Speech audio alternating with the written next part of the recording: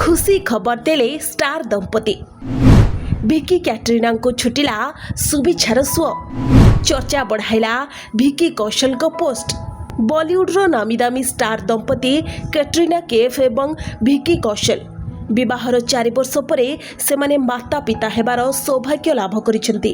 ଏହାରି ଭିତରେ କ୍ୟାଟ୍ରିନା କୈଫ୍ ଏକ ପୁତ୍ର ସନ୍ତାନକୁ ଜନ୍ମ ଦେଇଛନ୍ତି।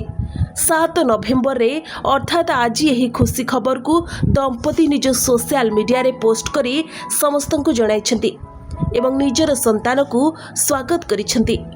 କ୍ୟାଟ୍ରିନା 9 ଡିସେମ୍ବର 2021ରେ ରାଜସ୍ଥାନର ସବାଇ ମାଧୋପୁରରେ ଅଭିନେତା ଭିକି କୌଶଲଙ୍କୁ ବିବାହ କରିଥିଲେ।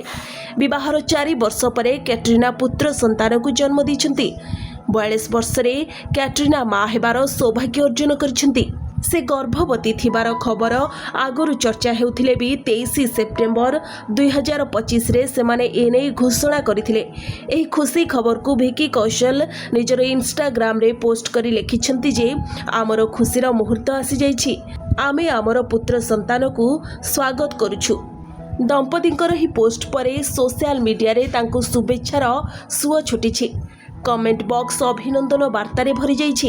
କେବଳ ଫ୍ୟାନ୍ସ ନୁହେଁ, ବଲିଉଡର ଅନେକ ନାମୀଦାମୀ କଳାକାର ଦମ୍ପତିଙ୍କୁ ଅଭିନନ୍ଦନ ଜଣାଇଛନ୍ତି।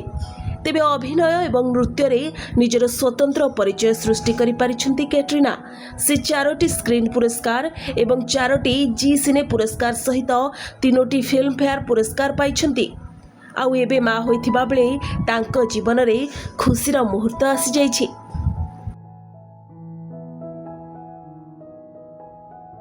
ବ୍ୟୁରୋ ରିପୋର୍ଟ, ପ୍ରଭାତ ନ୍ୟୁଜ୍।